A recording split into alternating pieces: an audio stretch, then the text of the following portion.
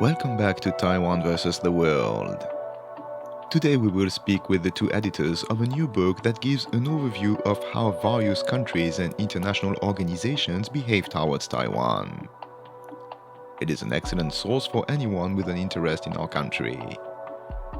Then we will turn our attention to another book and dismantle a trope about an author who is often unfairly maligned. But first, let's go to our interview.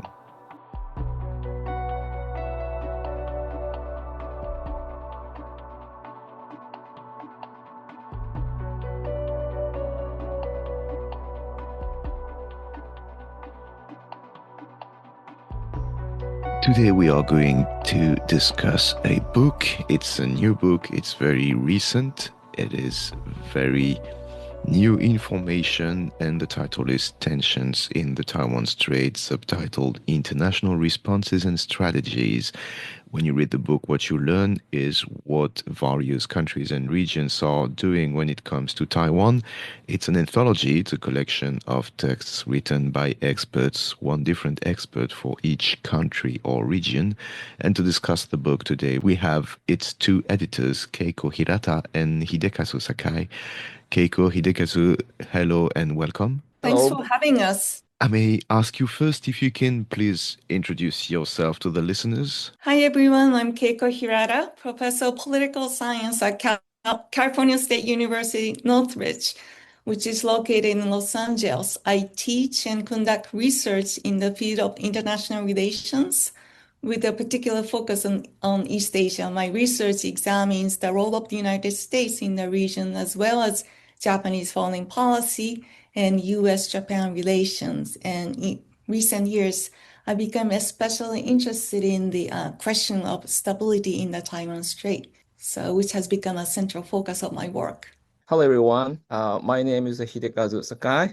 I got a PhD from the University of Hawaii, as well as today's another guest, Keiko Hirata.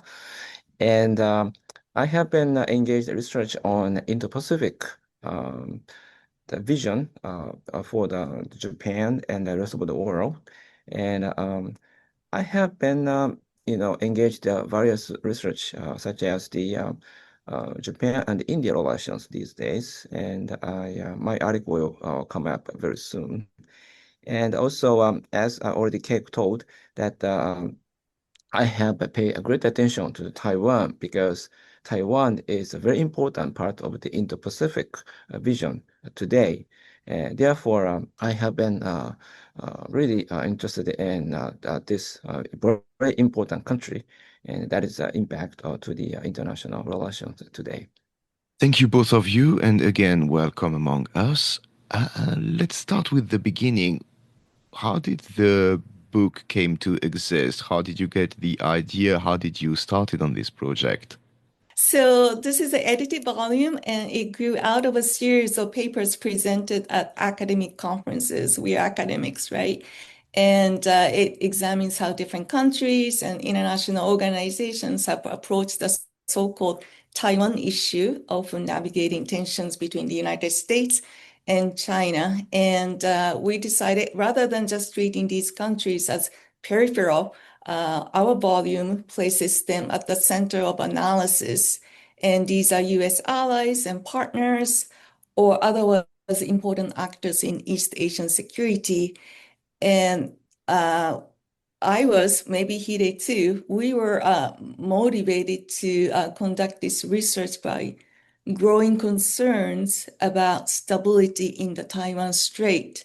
Russia's full-scale invasion of Ukraine in 2022, followed by US Speaker of the House Nancy Pelosi's visit to Taiwan, and China's subsequent assertive response, including large-scale military exercises, cyber attacks, and diplomatic pressure. And all these things highlighted the possibility that tensions in the strait could really intensify in very dangerous ways.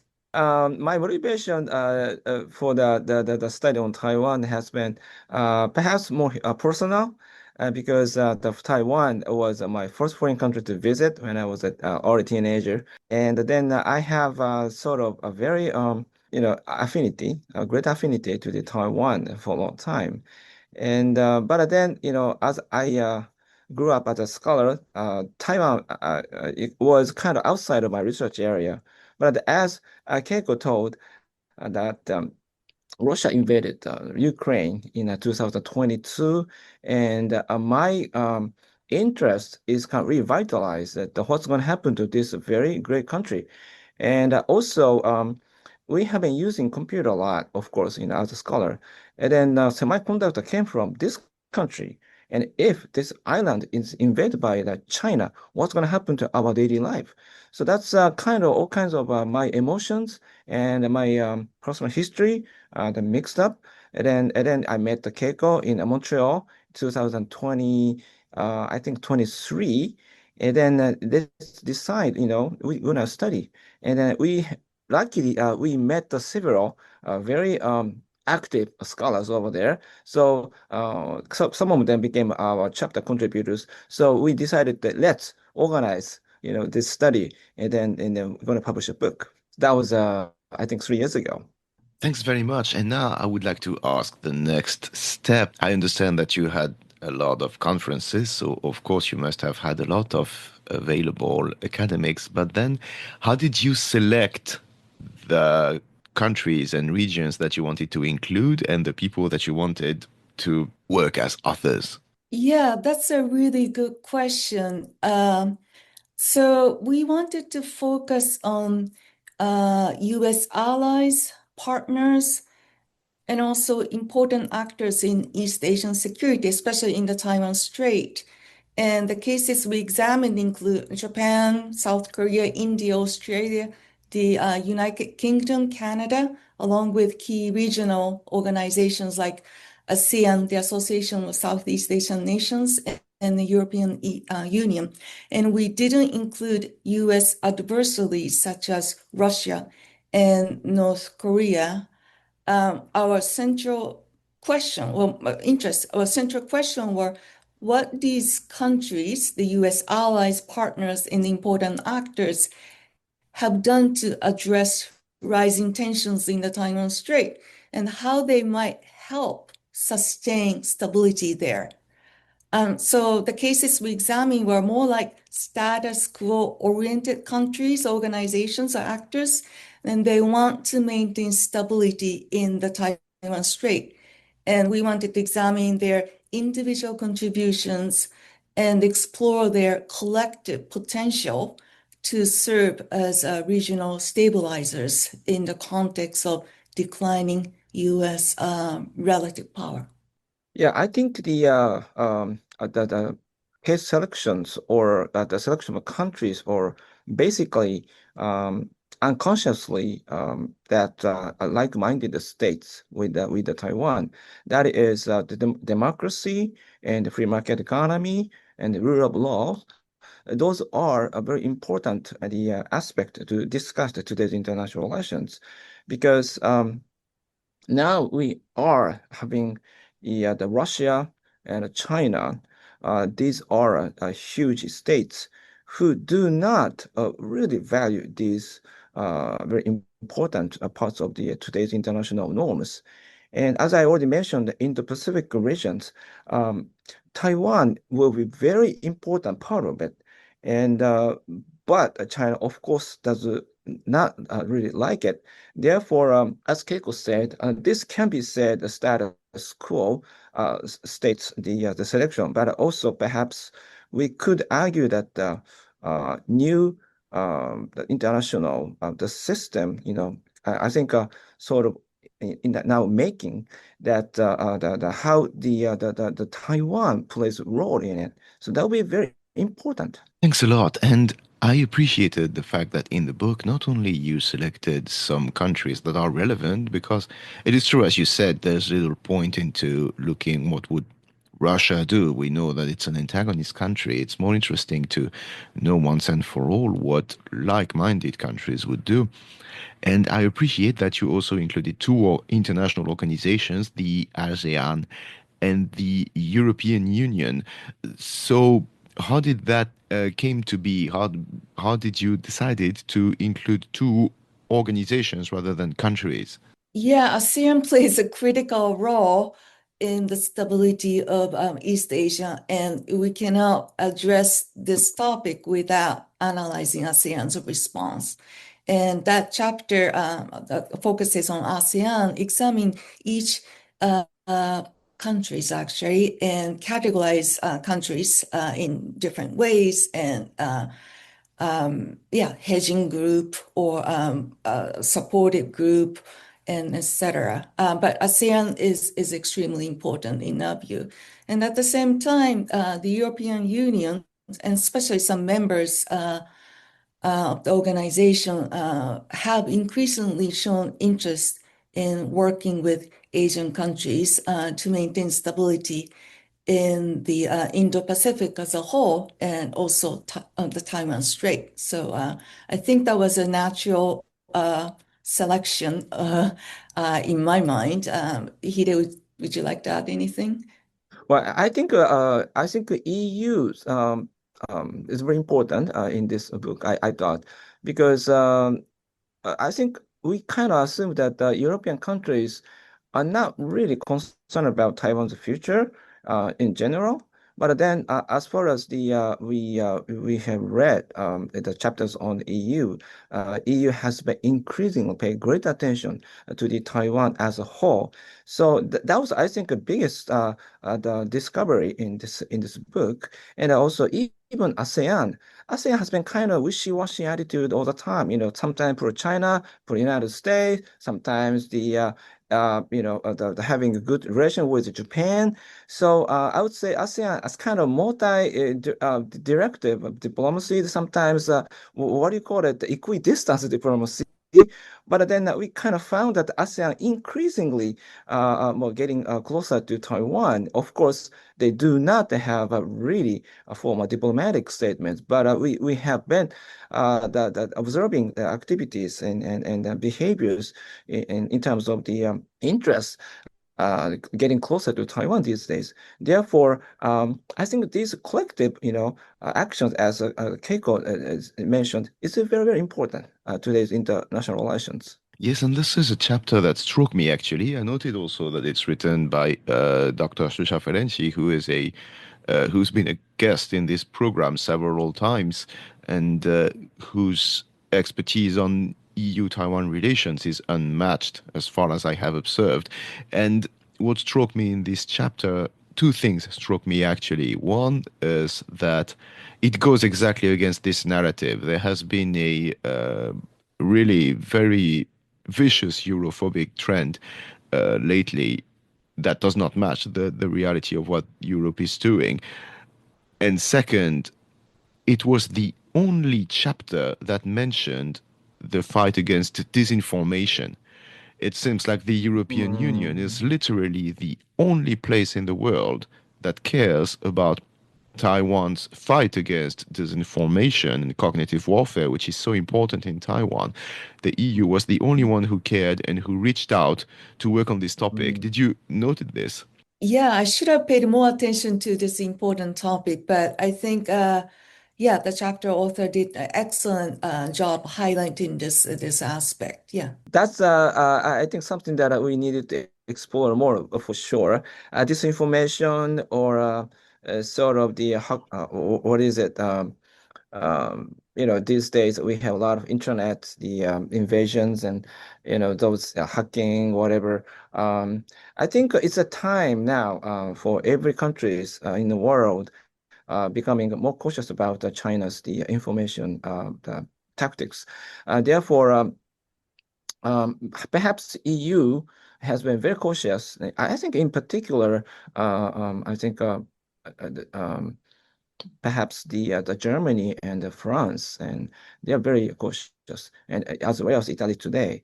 Therefore, yeah, you're right. This information is today's a very, how do I say, very critical weapon in the international relations. Therefore, yeah, we need another book for that, I guess.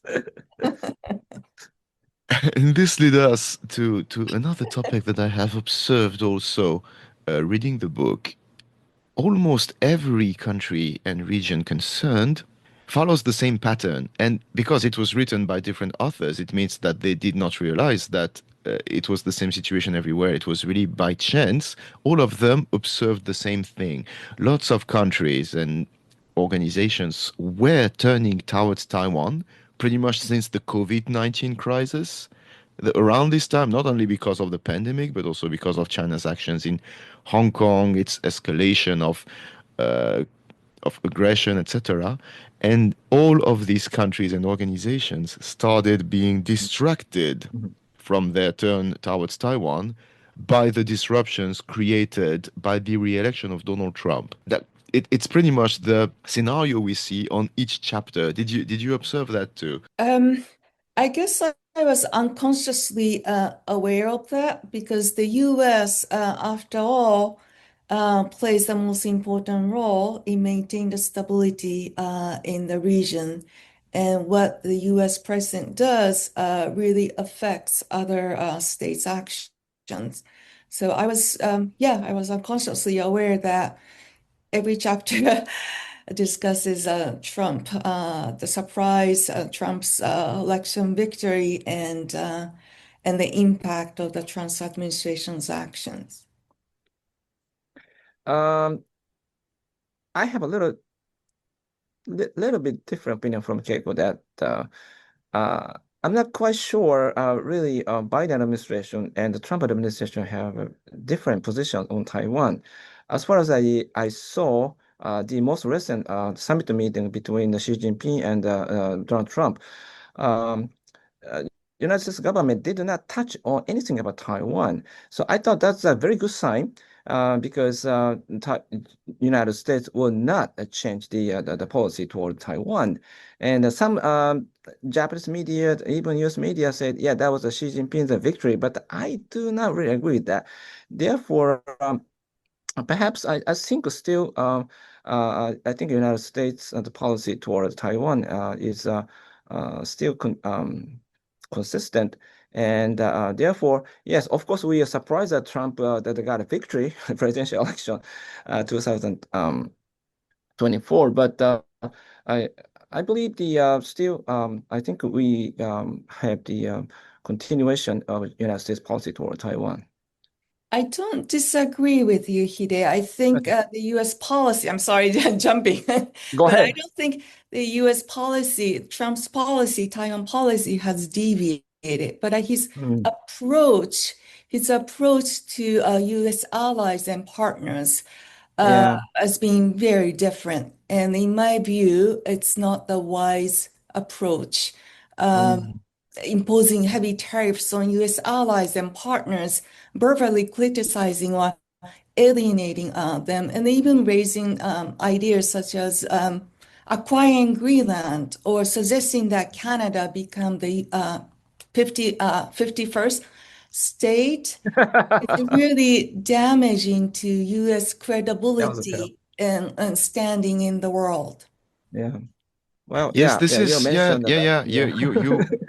You are pointing this right, yes, because this is to be more precise, this is what I observed in the book, because I agree with you also observing week after week what happens. I do not believe that there is that much difference between the way Donald Trump handles Taiwan and the way Joe Biden or anybody else would. I think US policy towards Taiwan is pretty consistent. As a matter of fact, the chapter on US and Taiwan relations, which is the first in your book, just said so. It pretty much says that the US behavior towards what we call the Republic of China on Taiwan since 1945 has been consistent and pretty much always the same. And I also agree with Hidekazu about the Xi-Trump meeting. I don't even think it was that big. And I had guests here in this program saying the same. So we all agree on this. But it is true that the, let's say, negative impact that the re-election of Donald Trump had on Taiwan is that, as Keiko just said, everything else he does, all these things about tariffs and threats to allies, to Canada, to Greenland, distracts countries who were starting to pay attention to Taiwan, but now they're just too busy having to manage Donald Trump to actually do something about Taiwan. Did, are we on the right track here? I think we are in agreement. I would say that Biden's policy was very clear, strengthening relations with allies and partners through both formal alliances and so-called minilateral groupings. By minilateral, I mean informal arrangements, not formal alliances, but partnerships focused on cooperation in selected issue areas. So Biden wanted to expand U.S. Network consisting of like-minded countries and etc. And one good example is the Quadrilateral Security Dialogue, which includes the US, Japan, India, and Australia.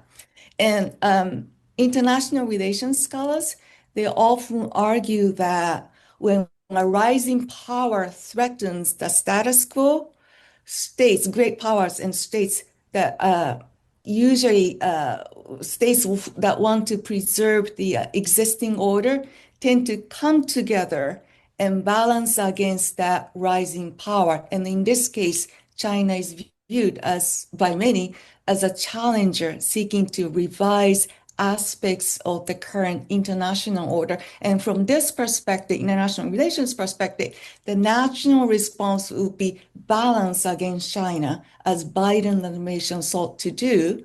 And Biden encouraged European countries to come together and strengthen their ties with Asian partners such as Japan and South Korea. And in my view, Trump doesn't understand the importance of balancing and alliance management. And his vision and policy approach are very short-sighted from a balance of power perspective. You're right. I mean, yeah, Trump really disrupted the relationship with traditions of the alliance with European, especially Western Europe, and he got a horrible job with Canada. I just met one scholar from Canada last week that yes, all the Canadian people hate Trump today, and I totally understood. But I focusing on Taiwan, I don't see any changes in the U.S. policy towards Taiwan so far. In particular, arms exports and also all kinds of political support has been still the consistent. But yeah, more if you take the system views on international relations today, I think Keiko, you're right, and he made a lot of mistakes, and especially international the trade. He made huge mistakes on the tariffs and then WTO and whatever, the Supreme Court judgments, whatever, United States made a huge mistake. But as far as the policy toward Taiwan, I don't really worry about it. Yeah. But at the same time, if I may, it's been it's been nearly 15 years since the Obama administration announced the pivot to Asia or a rebalance to Asia. Yeah. Yet the United States has struggled to focus consistently on the region. You know, Obama remained deeply engaged in Afghanistan and Iraq, and Yeah. Biden had to respond to Russia's full-scale invasion of Ukraine. And now the Trump administration is dealing with Iran, war with Iran. So Yeah, yeah. I agree. I agree. United States perhaps the wasting their resources, too much spending toward the Middle East today. I don't really support Trump the attack on the Iran. So you're right. That's really wasting their energies and all the resource allocation. I think maybe that Trump has more focus on Taiwan instead. That's what I agree. Yeah, sure. That was interesting. I'm sorry, guys, to have put you into this situation. Actually, it was lovely to hear you both debating that point. Another chapter that I would like to touch on is the chapter on India, because this is such an extremely important country for Taiwan. So, can you tell me more about what we find in the chapter on India? Well, I didn't write the chapter on the India, but personally, I have been really interested in the India, so I like to make comments on it. I think India has been paying great attention to the Taiwan because, as I already repeatedly said Indo-Pacific vision. The concept of Indo-Pacific came from India, not in Japan. Please don't get wrong. Not Abe's invention, though. It's India's invention. But then Japan really they used that concept when Abe became prime minister in 2016. And then as the Modi and the Abe have really liked the ideas in the Pacific, it naturally in terms of geopolitics, uh, Indian region goes to or Southeast Asia and then go up to the north. That is about Taiwan. So I'm sure that India has been making a blueprint that Indian Ocean, South China Sea, and East China Sea, and Taiwan and Japan. And these connection of the regions are very important to the national security for the India, because it's a nightmare for the India that Chinese ship appears in the ocean, or Chinese force coming across the in the Himalaya. That's something they don't want to have it, and they have a lot of wars. India has a war against China in the 6 or 5 times in the past in the Himalaya, but not in the ocean yet.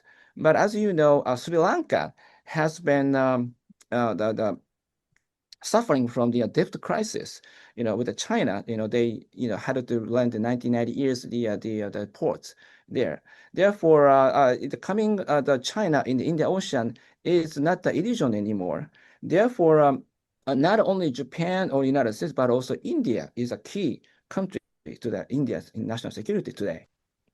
Just a few words. I guess India is very unique because it maintains a non-alignment policy, and the US sometimes gets very frustrated with it, especially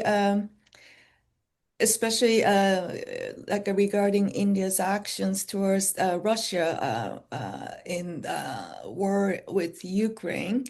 But I think India has begun to pay a lot more attention to what's happening in the Taiwan Strait, and that is welcome in my view. And as Hide said, Japan has been really actively recruiting India to play a more active role in the security of the Indo-Pacific. So I thought that was a really interesting chapter, but it's at the same time it wants to maintain independence. So yeah. I think India has been more ambitious about the future's industrial power. So they are sure that the Taiwan semiconductor is crucial. And in particular, India wants to become the high-tech state in the world. And for example, Apple, the iPhone, I think India has becoming the assembly base for the iPhone, increasingly shifting from China. Therefore, in terms of the future's the vision, India needs Taiwan for sure. This is all extremely interesting, and that brings us also to the back to the ASEAN. I noted in the chapter on India that India had the as an eastern policy, which matched the southwards policy of Taiwan, and both countries pretty much crossed paths within the ASEAN. This made me note also something is that Taiwan managed to meet with a lot of these countries and regions during the administration of former President Tsai Ing-wen. So it seems like her presidency was really transformative for Taiwan's foreign affairs. Can you tell us more about this?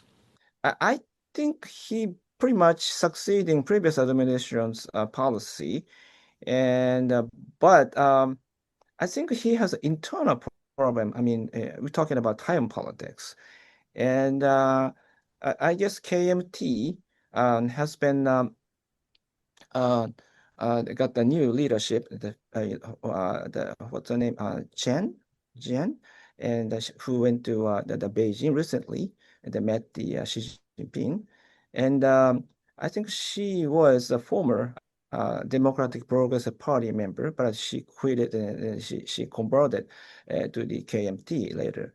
And I think perhaps my understanding on Taiwan's politics today that people want a war anyway doesn't really matter, perhaps KMT or DBP.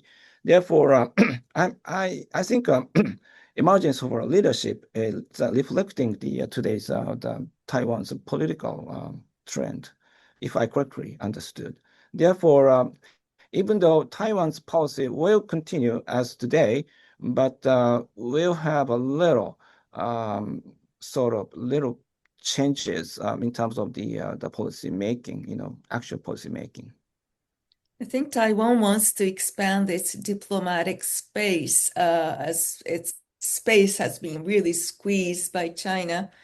So whatever opportunities they can find, I think they should explore and make friends and have more relationships, establish more relationships, working relationships, even though they may be informal. And there is another country that we will need to touch on, and a country that, if I'm correct, you're both familiar with, and that's Japan. And it's very clear from the chapter on Japan that Japan and Taiwan have a very strong relationship, one that can be traced back in its current shape pretty much to the presidency of Lee Tong-hui in the 1990s. So, can you tell us more about the Japan-Taiwan relationship? Okay, I think you know that Taiwan has been the favorite country for the Japanese people to visit, and I personally also love Taiwan a lot. I would like to visit Taiwan someday very soon, and in particular, in 2018, I'm sorry, 2018, am I correct? No, 2020. I'm so sorry. Um, Abe Shinzo said 2021, I'm sorry, December 2021 that Abe said that Taiwan, the contingency is a Japan's contingency. And I think last year's Takaichi, Prime Minister Takaichi is almost same thing. And that became a stormy, the discussions, especially for the Chinese authority. And but that's a reflection not only for the LDP or Takaichi personal the preferences, but it's Japanese people as a whole, I believe. And after the Takaichi statement, we saw a great reduction of Chinese tourists to Japan. And we thought, oh my God, this is a crisis. We lose a lot of customers, and it's gonna, be the huge loss in terms of the financial revenues or whatever. But then didn't happen because instead Taiwan people came, and actually more people from Taiwan came, and plus also European, American tourists. So overall, tourist numbers did not reduce, actually increased. And we Japanese thought, Chinese are not the only customer to Japan, but also a lot of countries people can come to Japan, and actually Taiwan the people more come, and we really appreciate it. So this is something that we feel every day's life. Yeah, we feel that Taiwan is very important countries realize again. And we also know that our computer relies on TSMC's semiconductors. We all know that. Therefore, Taiwan is a critical role in Japan is very important and actually is really notified by all the Japanese people today. Therefore, I hope this book is very timely and so that we Japanese people can be aware that maybe we Japanese more visit to Taiwan, you know. Therefore, that's something that we need to know.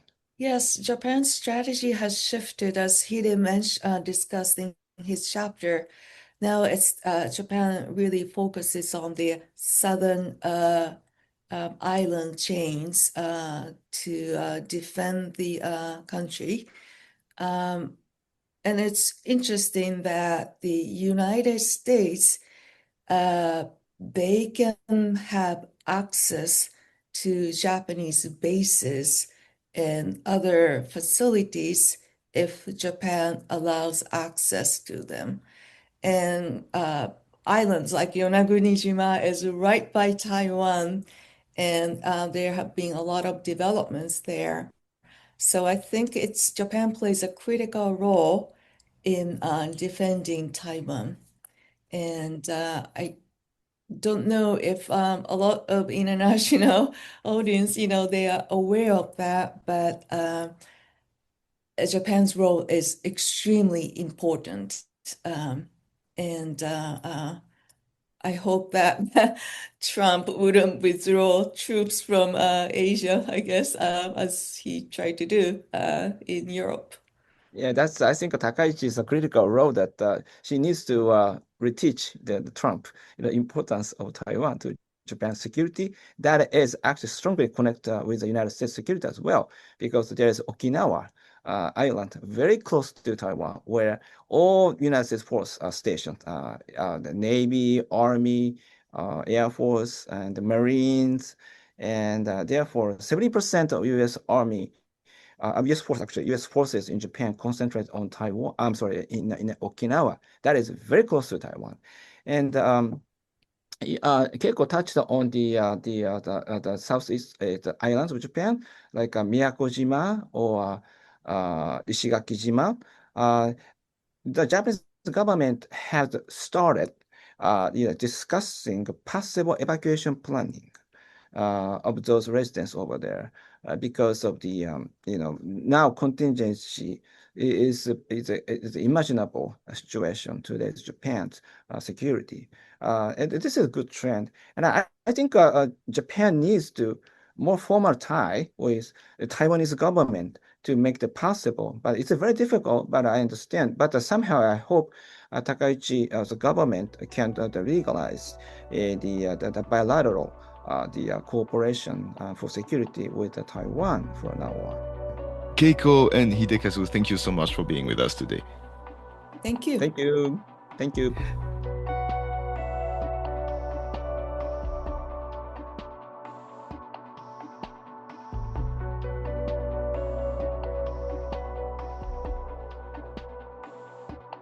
Francis Fukuyama is a major political scientist, and he still publishes books and columns regularly. Yet you are more likely to hear about him in casual conversations dismissing him as someone who misread the future. In 1992, Fukuyama published a book titled The End of History and the Last Man. Ever since, it has become a trope to criticize him for apparently claiming that history was over. As regular listeners will have noticed, I have a strong dislike for people trying to anticipate the future. And yet, I gave Fukuyama the benefit of the doubt. Turns out this criticism is misplaced, because this is not what the book is really about. I discussed this with someone who has looked thoroughly into Fukuyama's book. My name is Grant Wyeth. I'm a columnist at The Diplomat. And prior to that, I was Senior Policy Analyst at Asia Pacific Development, Diplomacy and Defense Dialogue. Grant and I discussed what the book is really about and why it has been distorted into a useful cliché for anyone who wants to look smarter than they really are. And it is not that we necessarily agreed with the book or with Francis Fukuyama in general. Instead, our point was to go back to the truth and give a fair assessment. Here is what we discussed. Yeah, so something that's been bugging me for a little while is that people are making reference to Fukuyama's book and using it very much as a straw man to say, oh, well, Fukuyama said that this was going to be a time of perfect peace and perfect harmony in the world, and look at all the conflict that's actually happening. But that's not what Fukuyama was arguing at all. It was a far more complex argument, the book. And I actually argue that he actually predicted a lot of the tension that's in the world going on at the moment. A clear reading of the book would say that he had quite a lot of foresight into what was happening, is what is happening now. Can you tell us what the book really is about then? Yeah, so I think a lot of people get caught up on the word history there. So he's using the word history in a very specific way. So it's not a series of events or things that happen in the world. He's using it in a way that's inspired by the philosopher George Hegel, who used history as a way of his definition was the contest of ideas within societies and how human beings organize themselves. So what Fukuyama was arguing when he initially wrote the essay, The End of History, with a question mark, and then the subsequent book, The End of History and the Last Man, was that after the collapse of the Soviet Union and the fall of communism in Eastern Europe, liberal democracy was left with no real ideological competitor. And so the question he was posing there was, have we reached a point of end of history where this is the best way that human beings are able to organize themselves? Now, best is probably a qualified word. It's best possible way of achieving human flourishing, I guess is what we would call it. Now, since then, there has been, a new ideological competitor risen up in terms of China's now what we could call authoritarian capitalism. But China doesn't offer a conception of the good life which can actually compete with liberal democracy. So China has offered, say, stability and order, and for a while it did offer very high rates of economic growth, but it did so with severe restrictions on people's freedoms. And if any idea of the good life came in conflict with the Chinese Communist Party, well, the Chinese Communist Party will win. And so that's very different to liberal democracies, where there's a set of principles and there are a set of ideas about what constitutes a good life that sit above politics. And these things exist there. And, these are things that are not challenged by political parties. But Fukuyama was arguing in the book that without a serious ideological competitor, liberal democracy doesn't actually offer, or may not be able to offer, the things that satisfy our souls. So he identified this concept, which he went back to the Greek philosophers, called thymos, which is a desire for recognition, a desire for dignity, and a desire to struggle for something. And if all we're offered is, peace and prosperity, if we're just offered, what restaurant to eat at, what movie to stream, or what holiday resort to go to, that this won't satisfy enough of our thymos. And thymos had two subsections, which one is isithema, which is a desire to be recognized as equal, which is essential for democracy. But then there's megalothymia, which is a desire to be seen as superior to other people. And that's what we're experiencing now. Without a clear ideological challenger, it's amplified our megalothymia, and we are now retreating into more group identities, which are now sort of eating away at liberal democracy.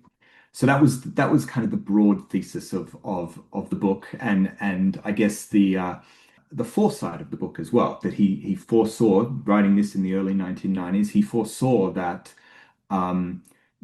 liberal democracy, it has this proceduralism, it has, the kind of boring bureaucracy, and these are the things that are essential to liberal democracy, but they also don't satisfy us enough. We need a bit more struggle. And so he actually had the foresight to see that might be a problem if we didn't have an ideological competitor. So, from what you are telling me, it appears that Fukuyama's essay was even more philosophical than geopolitical, right? Yeah, absolutely. And I think that the philosophy is at the heart of it. It's really grappling with the ideas that drive humanity. What are the things that motivate us? What are the resentments and grievances that we have? What are the things that inspire us? That was essential to understanding both how our human nature fits in with liberal democracy and how our human nature fits in with, the ideological competitors of the 20th century, which were communism and fascism, which couldn't satisfy our souls and the things that we need in terms of improving our lives. And while liberal democracy is better than that, the argument he was making, it wasn't a definite argument. The argument he was making was that liberal democracy may be better than communism and fascism in satisfying our souls, but it also produces a lot of problems which kind of undermine our souls at the same time. So the book leaves us with a lot more questions than it does answers. I am even under the impression, listening to you, that in a way he is somewhat critical of liberal democracy and capitalism, even though he is being portrayed as someone who idealized it. Yeah, and I think that's part of what people are getting wrong with him. I think, I mean, if you look at Fukuyama's work recently, he still does have this idea that liberal democracy and capitalism are the best of a bad lot. So it's not that these frameworks are perfect, but the challenges to them or the alternatives are worse.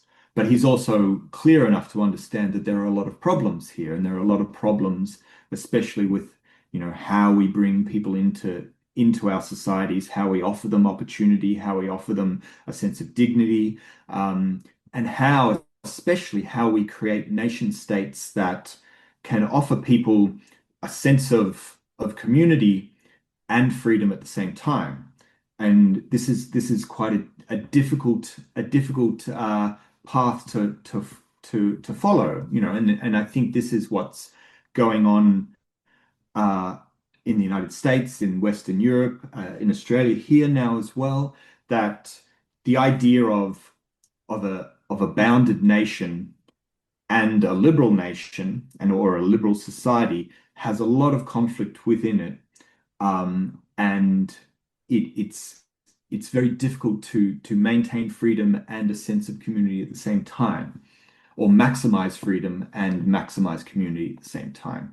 And so Fukuyama was really struggling with how we find this balance, and it's a very thin line that we have to walk here. So you touched on the things that Fukuyama predicted. Are there other things that he predicted?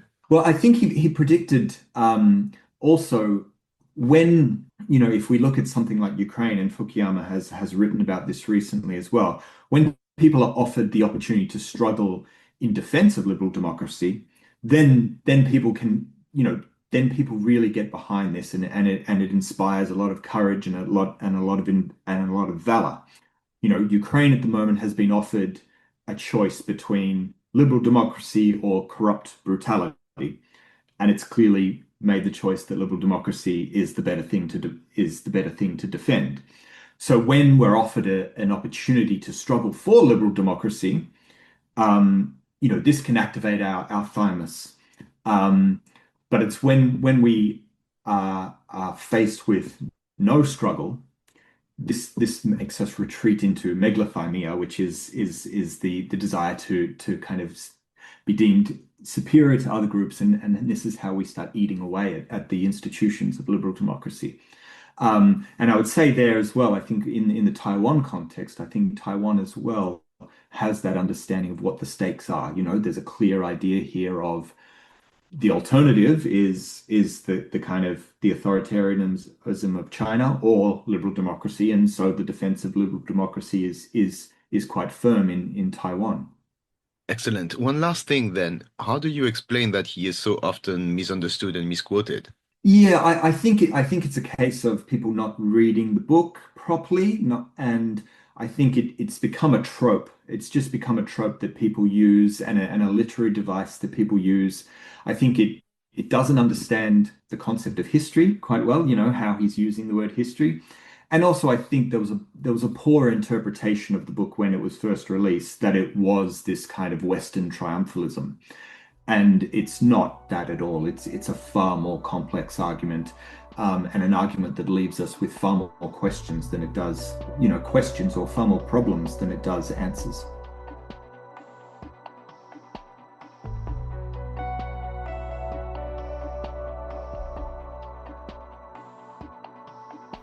We will meet again next week for a new episode of Taiwan versus the World.